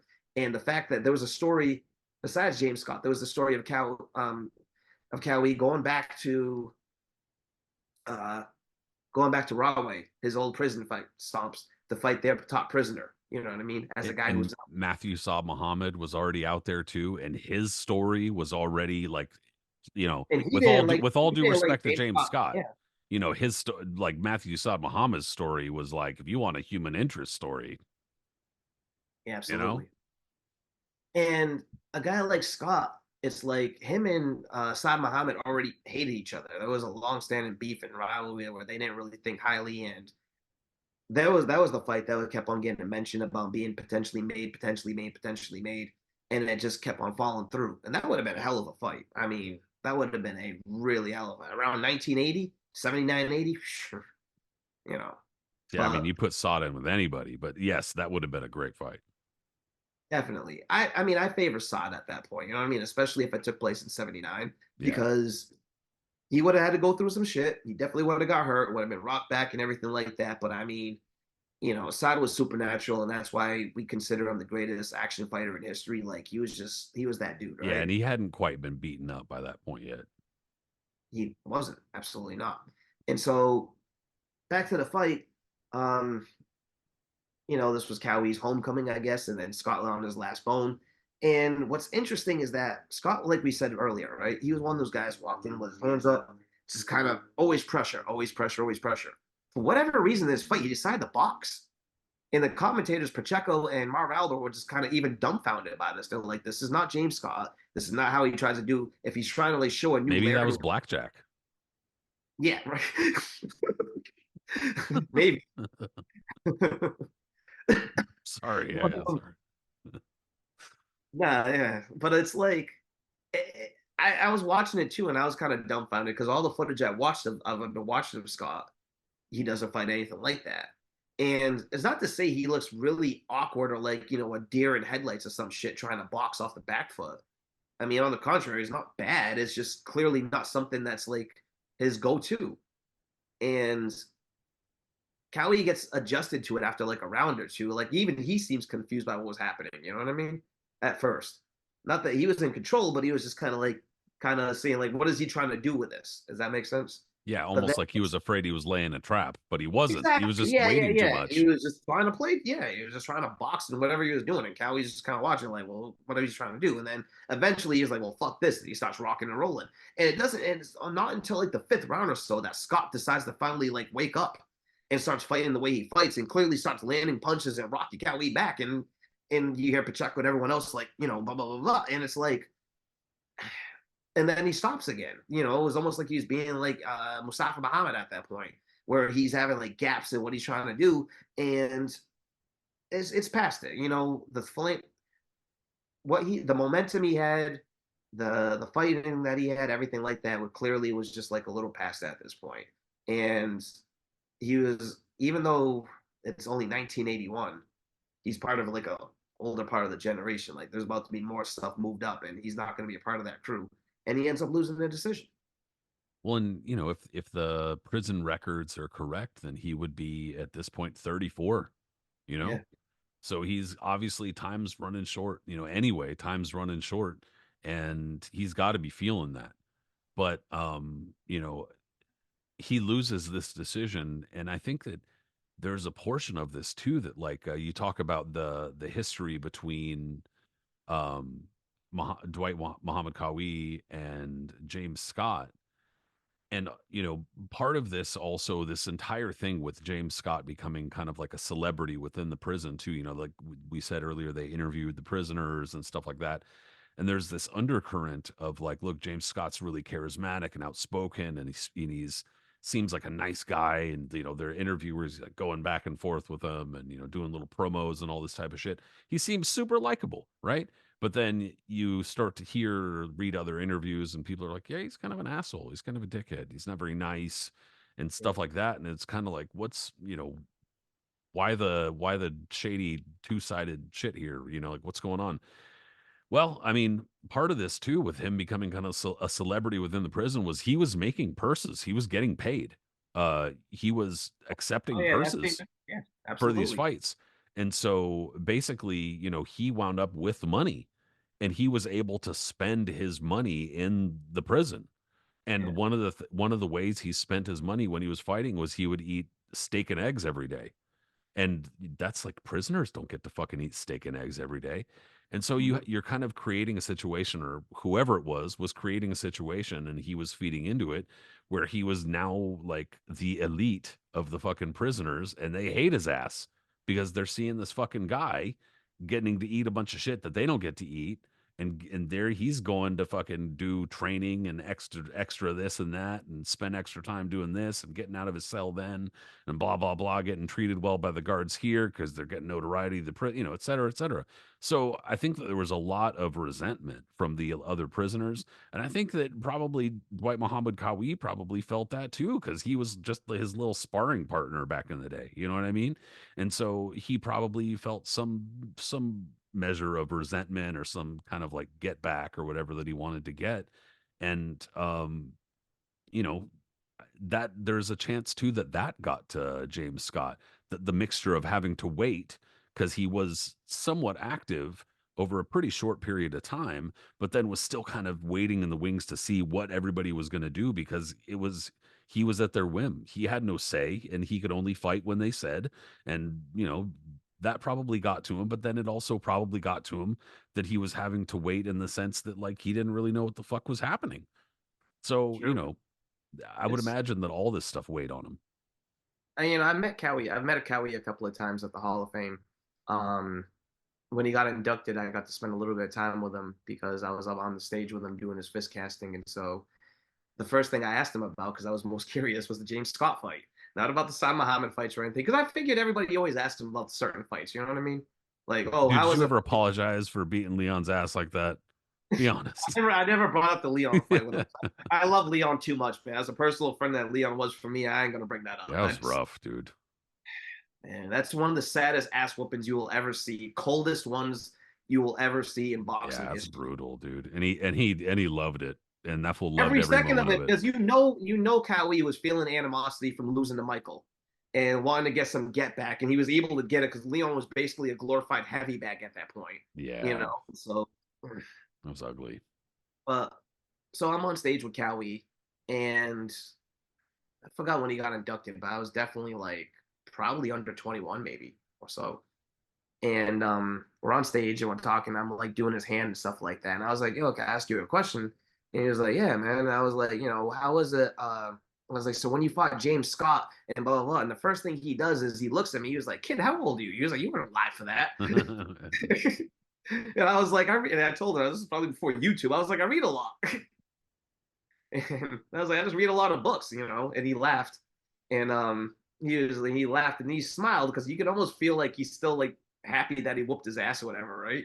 Like there's still something he was holding on to that. He smiled. He was like, "Let me tell you," he goes, "his bark was bigger than his bite," and that's how he was like, "I'll just leave it at that." Well, I so I mean, as far as his boxing, that's the end of his boxing career. Yeah, that was the. So I meant to ask you, do you know why his career basically ended because of that, or was that Uh was just I think they ended the program. yeah? That's right. That's right. I think Patrick got moved or something happened with him, and once that ended, and he was the one that was involved with all that. That was Yeah. it, right? Yeah. Well, and we've talked about this too. Like we talked about it with homeboy with Marlon Starling. Gosh, Rat Man, Ruben Bell. We Sure. talked about, we've talked about it with a couple of other fighters who were either fighting from prison or fighting in a prison program. And I mean, almost like just like collegiate boxing has largely been shut down, the idea of prison, but you can't even, in most prisons now, you can't even throw punches like to train, like shadow box. You can't even shadow box. They're not allowed. So, I mean, these kinds of things, they don't even do this shit anymore. But that was it. That was the end of his career. And I mean, it was kind of an unceremonious ending as far as him in his pro career. But that obviously was not the end of his story. And like I said, I wanted to bring up some shit, earlier on. Because I mean, just looking through a lot of the stuff, we talked about so much in his career. We did talk about a little bit with the crime that he was involved in and stuff, but some of the stuff just wasn't really sitting well. Like it didn't seem to me like everything was there. Like I didn't understand. And I'm not saying that you could ever really find the answers in something like this because I brought up Reuben Carter earlier, and all we have access to is like, newspaper articles, and then you might be able to find some like portions of the court cases and stuff like that unsealed. But there's not a whole lot there because really with a lot of this, like I said earlier, we're relying on police reports. We're relying on the evidence they collected at the time and the technology they had at the time and et cetera. And also trying to take into account that there was corruption then, just like there is now. But just to kind of rewind a little bit, a teeny bit, 60s, obviously, a lot of civil unrest in the US. There was a lot of things going down in general. The fight for civil rights was not just a hot button issue, but something that was deadly, something that was investigated endlessly by law enforcement and the feds and everything. And then in the mid 60s, especially, the like the Nation of Islam, as it pertains to Muhammad Ali, of course, too, everybody knows Muhammad Ali's involvement with the Nation of Islam and Elijah Muhammad and whatnot. And basically, this kind of crept into the story a little bit in a way that I was kind of surprised by. So I'm going to try to organize it as best as I can, but it's tough because there's a lot here, in my opinion. But long story short, right? So the Nation of Islam, as people know, involved with Muhammad Ali, but Muhammad Ali had kind of started trying to distance himself from the Nation of Islam for a number of reasons, least of which, of course, being not least of which being, sorry, the numerous assassinations and assassination attempts that were happening on people who were involved in these various sects of the Nation of Islam or Black Muslims. And basically, and I swear to you, this will figure in, or at least in a way that I think it kind of does peripherally and weirds me out a bit. And it will kind of come, I swear it'll come back. So just hang tight. Um, Basically, one of the tenets of the Black Muslim belief, I won't speak for all of them or put them all under a big umbrella or lump them into a solid mass, but point being that many of them at this time believed that there shouldn't be race mixing, there should not be they were fairly strict as far as their beliefs, their religious beliefs. I guess I'll just put it like that. And so there was a lot of infighting as far as, just like today, within Christian groups, within other Muslim groups, etc. People have different beliefs and will squabble to varying degrees. Same thing then, except for a lot of the squabbling had started to get violent. So, and within the Nation of Islam, I don't mean to downplay that, but within the Nation of Islam, there was kind of a spiritual leader of the group. And in that group, there was a guy named Malcolm Shabazz, and he was thought to be kind of like the next leader of the Nation of Islam. Well, this guy, Malcolm Shabazz, was murdered seemingly out of nowhere, but it was not out of nowhere. There was actually this string of murders and beheadings, actually, that happened within this one particular group of the Nation of Islam that was led out of New Jersey. And the guy who was second in command, Alvin Dickens, James Scott's manager from prison. So I mean, I knew of his name.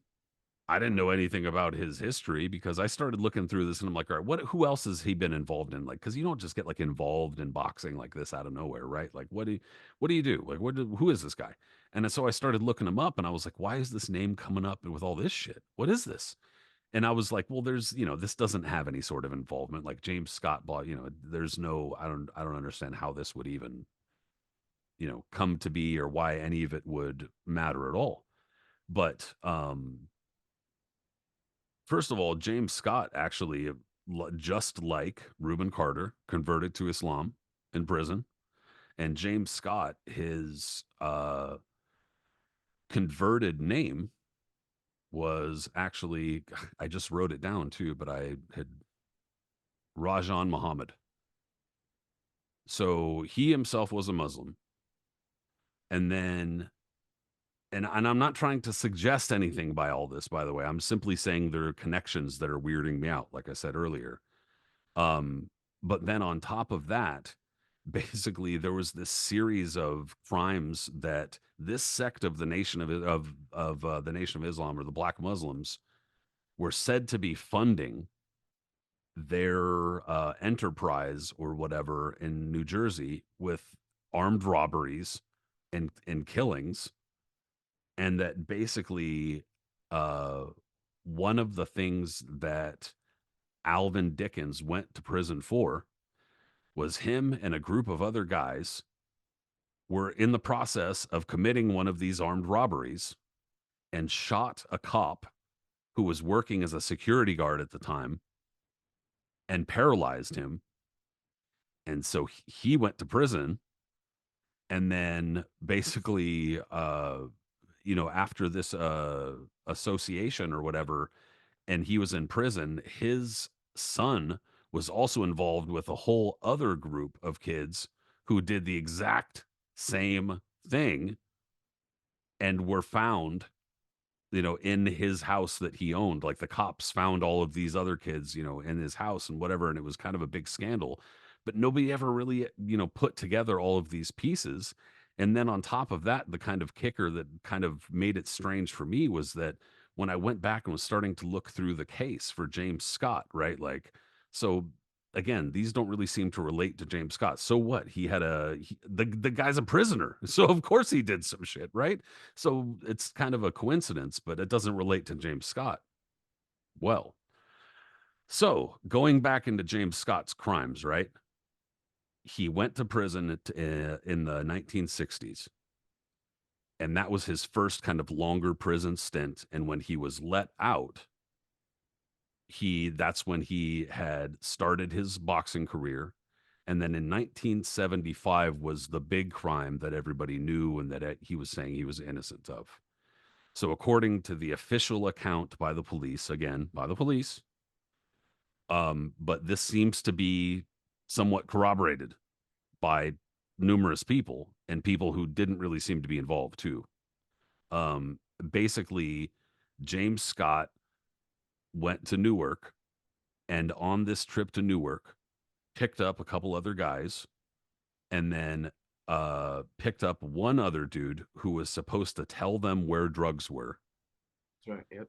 And it was in some house that was like next door or nearby this bar. It was like an apartment complex. They go into this apartment complex, and they just by coincidence get into the same elevator of the person who owns the apartment that has all the drugs.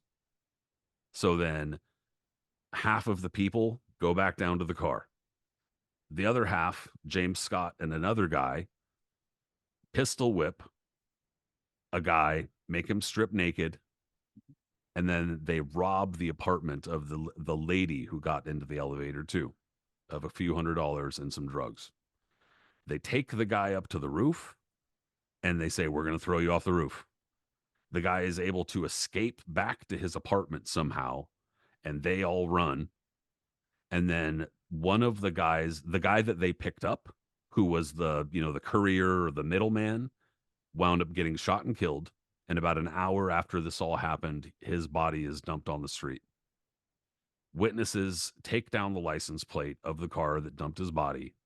and the car comes back to James Scott. James Scott says, "Whoa, I'm turning myself in and letting y'all know I had nothing to do with this. I lent my car out. Here's my car." They search his car and they take off these brand new seat covers. And when they take off brand new seat covers, they find blood stains and one bullet that I couldn't find anywhere whether or not it was a spent bullet or just an unused bullet. I don't know. But point is, there was a bullet, and that's really what they're going on. And so they get all of these people in, they gather them in, and the people who are alive and still involved all point their finger at James Scott, and other people who are at the bar identify him as somebody involved. And that's pretty much it, except for one small detail. According to the lady that he robbed, when he pulled out the gun and started pistol whipping the dude, he says, "I'm the police. The Nation of Islam's taking over the streets out here." Shit. And when I saw that, I was like, "Wait, what? Why would you say that? Like, why would that be relevant to anything whatsoever?" You know what I'm saying? Like, what does that have to do with anything? And like I said, I'm not saying I'm cracking any code or anything like that. I'm just saying that I don't know why nobody else has ever made this association. That, like, basically, when the feds had gone back in and done this investigation on this group, they had figured out this entire, like, how the whole thing worked, like how the whole group was structured and all this type of shit. And that Alvin, and what's his name? He was the second in command in this group and was literally giving Al commands. Dickens. Yeah, sorry, Al Dickens was literally giving commands to do shit from prison. And later on, what wound up throwing me for an extra loop is that after Al Dickens gets released from prison, he's released from prison and he goes on to be the leader of not the Nation of Islam, but of this specific sect of the Nation of Islam or the Black Muslims in New Jersey, the leader, and still claims to be James Scott's manager. And so basically that forces the New Jersey Department of Corrections to step in and say, technically, legally, he doesn't have a manager. He can't have a manager. We're his manager. Sorry. And basically, you know, like, but my whole point being is that he's still claiming an association with James Scott. And I'm like, for what though? You know, like you're out of prison. Like what, you know, what are you're not having no involvement now. You know what I mean? So it all just struck me as really strange. And also some of the stuff in the report about, like, they were saying that this group was basically trying to infiltrate, you know, parts of society, and that they were trying to create these like soldiers. They Yep. called them soldiers that could fight and all this type of shit. And it got a little, the only thing that kind of gave me the stank face was that they fucking said that they were trying to make soldiers learn karate in prison. And I was like, all right, hold on. Wait, hold on now. Now we're starting to get a little bit fantastical. But in any case, it was still very weird, dude. And I'm happy if anybody is ever just like, hey, I want those articles, I'll send them to you. I'll email them to you. There's a bunch of crazy shit in there, man. Well, it's interesting too because after the Mustafa Muhammad fight, you hear James Scott with Al Dickens in the That's right. You brought this up. Yeah.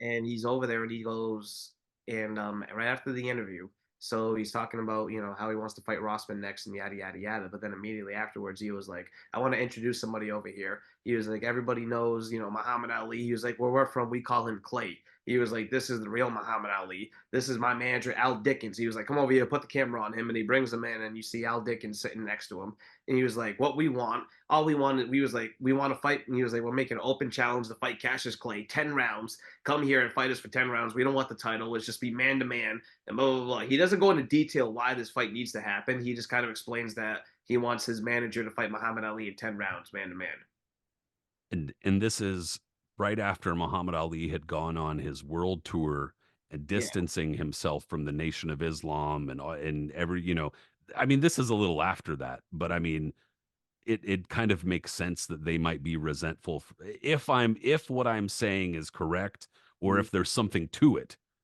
In my opinion, that would make sense for why they would be bitter toward Muhammad Ali. It makes sense, yeah, but it was just kind of odd out of nowhere. He just wanted that, and then you see just Dickens sitting next to him, smiling away.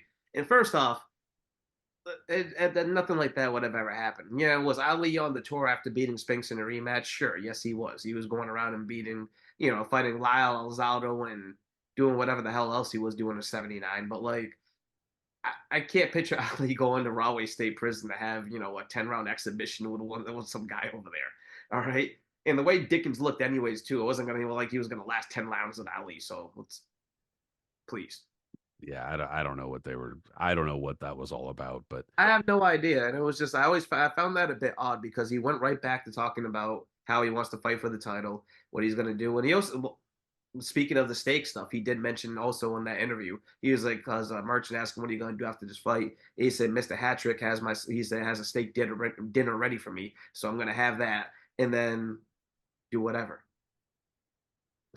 I mean, yeah, there has to be some give and take. You know what I mean? I maybe I'm just too cynical, but I'm not. I'm just not the kind of person that's like, oh, I'm sure the warden was like a really nice guy who was being real I ethical. mean, it was No, funny too because like they did mention when they were announcing some, the fighters, everyone started cheering. When they announced the warden, they made an announcement for him. Everyone booed in the place.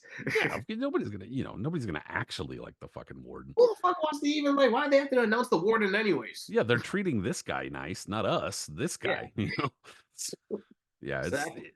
it's a very well, and I guess to just kind of wrap the epilogue onto this shit. He did wind up. James Scott did wind up getting released, but the thing is, he did get retried for the murder. So he got 30 to 40 years for the armed robbery. But the thing is, in the state of New Jersey at this time, because of his previous convictions, the state had the option to fucking triple his fucking time served. And they did. Jesus Christ. They tripled his time served. So they did. And then on top of actually tripling his time served, and I don't know if they shortened it or whatever, but they tripled his time served and then they retried him for murder, convicted. And he didn't end up getting out until the early 2000s.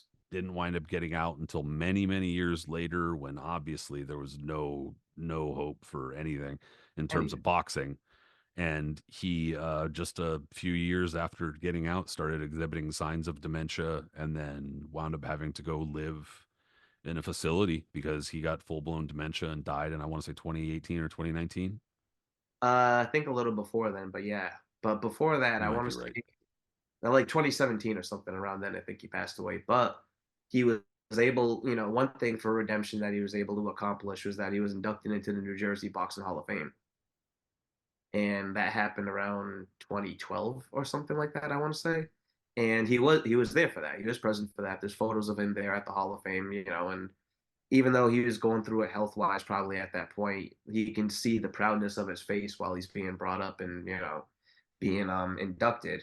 And I looked into that too, and I looked into it, his induction year and stuff, and they said that that was like one of those things that was like a touchy subject if they were able to induct him because of his past and what was going on and stuff like that. Yeah. Because obviously, career wise, he was more than accomplished to get in there, but it was just everything that went on with him if they was able to do it. And once they realized that it would be okay, they went full force with it, and it was fitting for him. Something for a guy that went through so much in his life.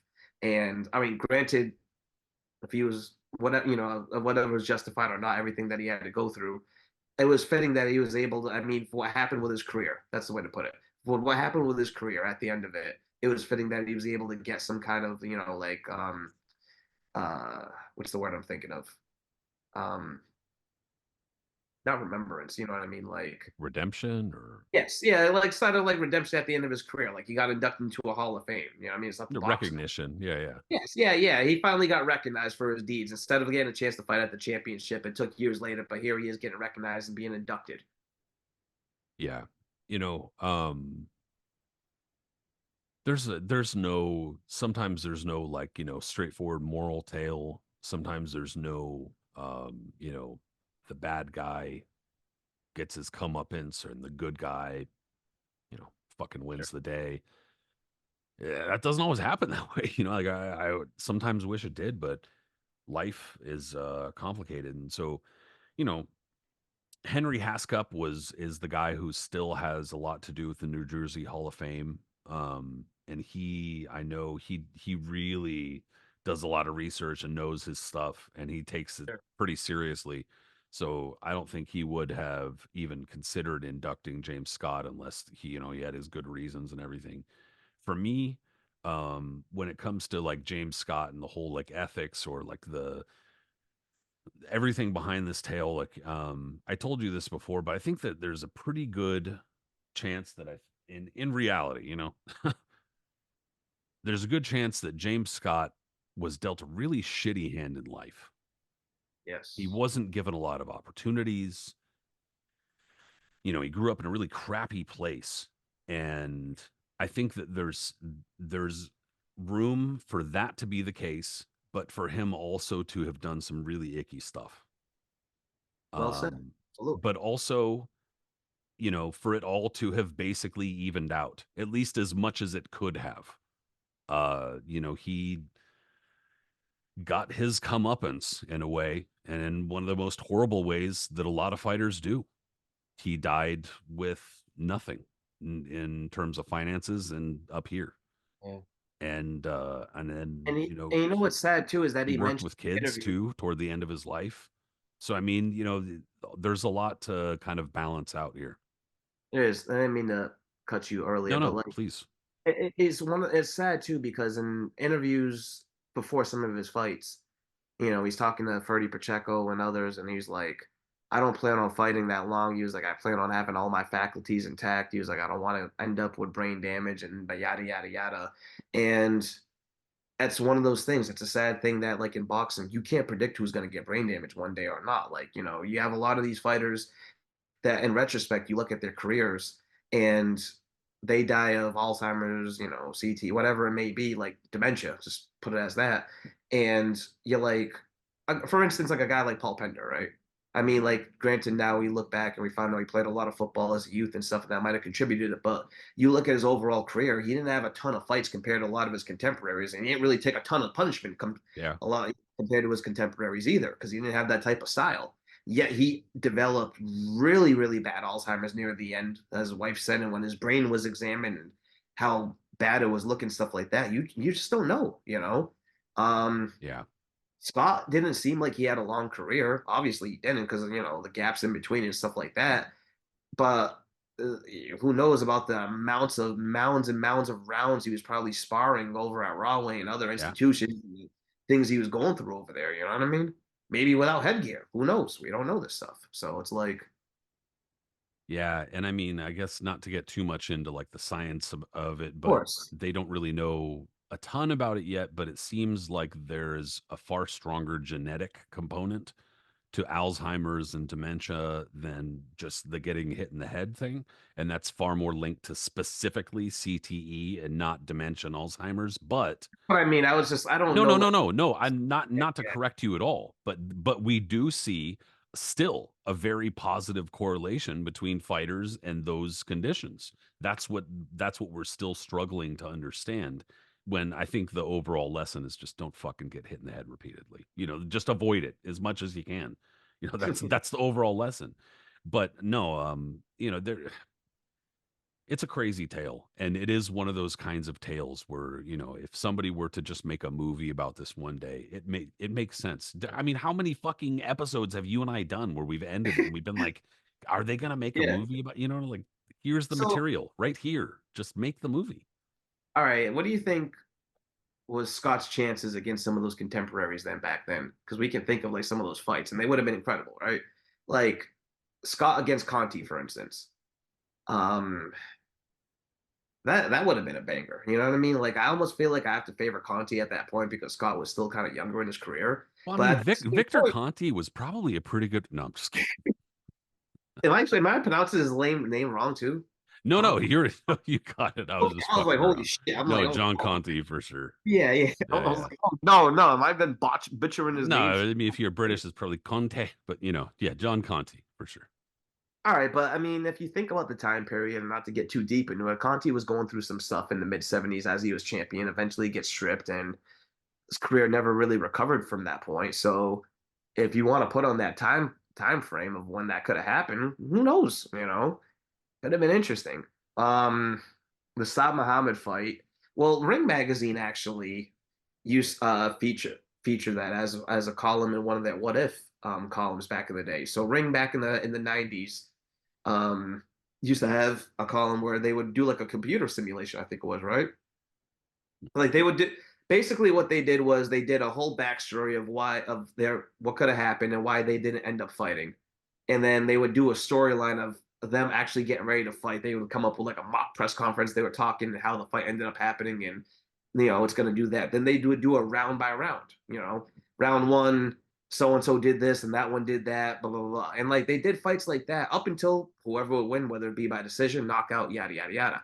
And I remember one specifically, like they did it for Graziano Lamada.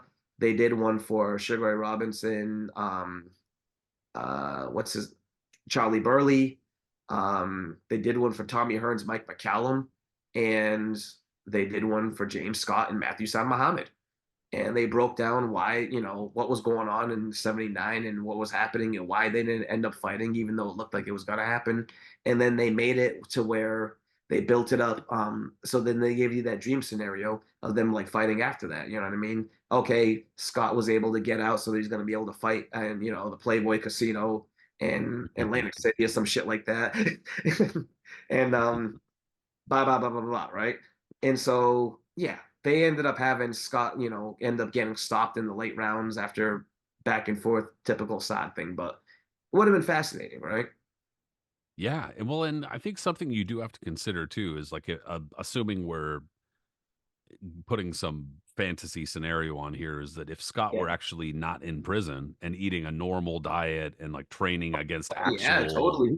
like Mhm. sparring good opposition and shit like that, we might have seen a totally different fighter. Dude, I mean, considering what he showed when he was in prison, whooping up on Eddie Mustafa and Yaki and all those other guys who are formidable, fighters, it's kind of incredible. And then look at it later on too. Mustafa Muhammad, after he loses to James Scott, eventually he ends up becoming champion. You know what I mean? Like a little bit longer than anyone thought it would take him, but he stops Marvin Johnson, finally put it on the performances that people have been begging him to do for years later. And that kind of shows you the potential of James Scott because he was able to comprehensively beat a world-class guy like that, who ended up becoming a formidable champion for a little while because he knocks out Marvin Johnson, beats the living shit out of Jerry the Bull Martin, and then was actually being very highly competitive with Michael Spinks before he either got thumbed or whatever happened. His eye, blew up and he ends up losing the decision. Like, granted, that guy was a top fighter. You know what I mean? Like Scott was in the middle of that, and I think of like just other like dream scenario fights I could think of. I mean, clearly they would never happen because of time period, but like imagine James Scott against light heavyweight Michael Moore. You see your head right there. I mean, Moore didn't have the greatest run in terms of opposition at light heavyweight, but he was a bomber, dude.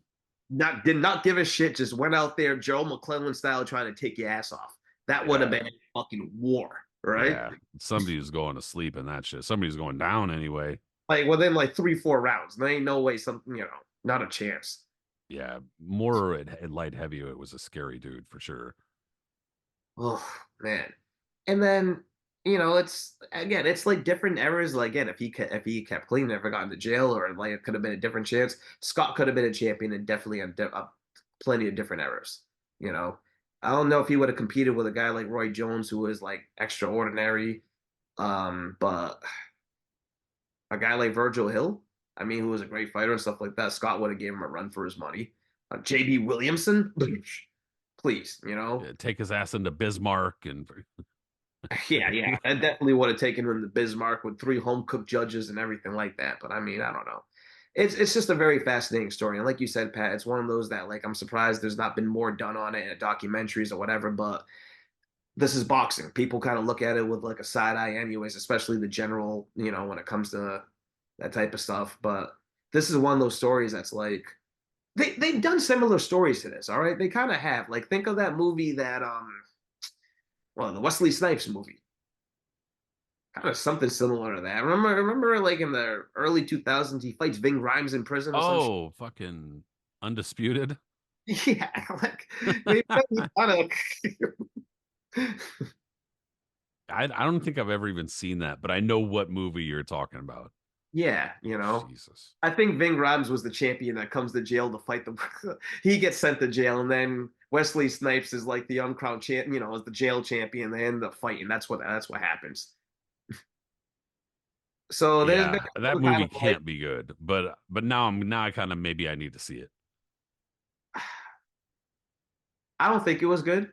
I'm trying to remember it. I haven't not You're seen like it. yeah, I saw it at 16 and it was like good when I was 16, which means it Maybe was like the probably fight. awful. Listen, the fight scenes weren't bad from what I remember. Like it's not like actual trying to be boxing shit. Like they're in the middle of a pit that they would do in jail and like slug it out, Kumite style. So maybe it was like, Fools pulling out shivs, fucking yeah, but begging I can't cigarettes on the recall side. just sitting there and like having in my mind like a whole like backstory and give you play by play of what happened in that movie. But I mean, there's been kind of that's what I'm getting at, is that there's been kind of similar stories put out there, but something just done on James Scott needs to be done. Whether it's just like a documentary or something, like it should be out there. Same thing with Saad Muhammad. Fuck, just do the whole 70s generation. I mean, my God. Dude, I mean, literally, if somebody had the money and just the fucking motivation to do it, make like mini series, like pick like a fucking division for every decade. Yeah. Jesus. Write You that like down. Eris, write that down. Yeah. But I mean it could be done. Obviously, I don't have the fucking money to do it, but it could be done, you know?